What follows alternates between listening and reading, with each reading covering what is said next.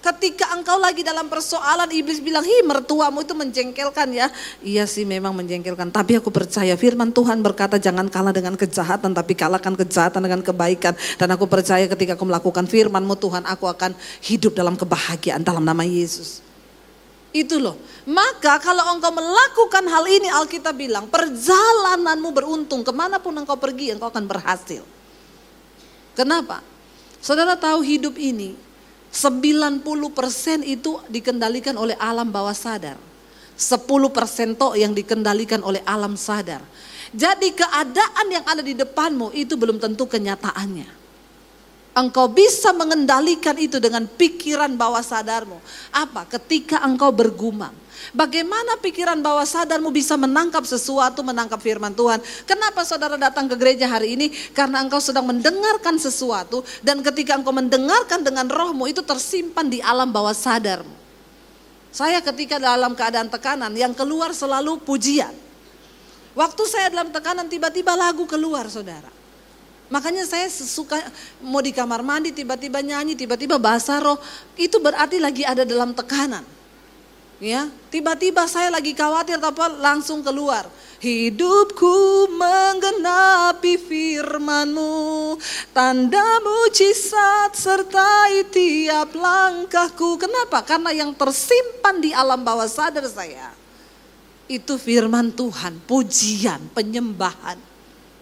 Kenapa? 90% hidupmu itu tergantung dari alam bawah sadar. Cuma 10%. Kenapa orang dengar firman tapi gak pernah nyantol apa-apa, hidupnya gak berubah? Karena dia selalu tangkap dengan otak. Makanya Alkitab bilang saudara, barang siapa yang ada di dalam Kristus, dia adalah ciptaan yang baru. Apa yang dibaharui? Roh manusia, rohmu, alam bawah sadarmu. Yang tidak terlihat, itu bisa terjadi saudara. Apa yang di depan mata bisa terlihat ketika engkau di alam bawah sadarmu memikirkan hal itu yang namanya iman. Amin. Mari kita mulai menggerakkan kehidupan kita dengan perkataan, bergumam tiap hari. Saya tidak panjang lebar saudara. Ya, saudara perkatakan ini, dikatakan ayo bergumam. Mau di mobil, ya mau di kamar mandi, mau di mana. Perkatakan firman. Bicara kepada dirimu sendiri. Waktu dirimu menuduh keadaanmu terlalu berat, suamimu gak bisa berubah, engkau perkatakan gak denger ya. Makanya Daud bilang, hai jiwaku, pujilah Tuhan. Itu dia bergumam. Memakai kata merenungkan, hagah, bergumam, perintahkan kepada jiwamu. Omongin setiap firman kebenaran yang kita pernah dengar. Ucapkan itu supaya alam bawah sadar kita menyimpan sesuatu.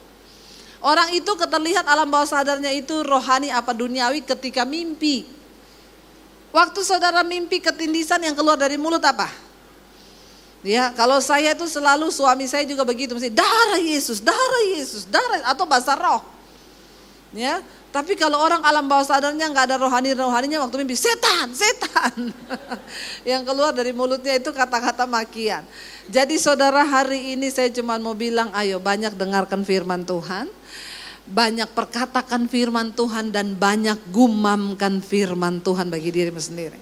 Mari kita bangkit berdiri bersama. Terima kasih Bapak, kami mengucap syukur buat siang hari ini Tuhan. Kami percaya kami tidak bisa menjalani hidup ini dengan kekuatan kami sendiri. Kami perlu Tuhan dalam hidup kami. Kami perlu Roh Kudus dalam hidup kami. Kami percaya hanya Tuhan yang sanggup mengubah hidup kami. Kami mau menjadi pelaku firman-Mu dalam hidup kami Tuhan. Kami mau perkatakan hari ini, hidupku menggenapi firman-Mu Tuhan. Kami mau menjadi pelaku firman Tuhan yang terus menggenapi firman-Mu. Karena kami percaya hanya dengan melakukan hal itu hidup kami berbahagia di dalam Tuhan.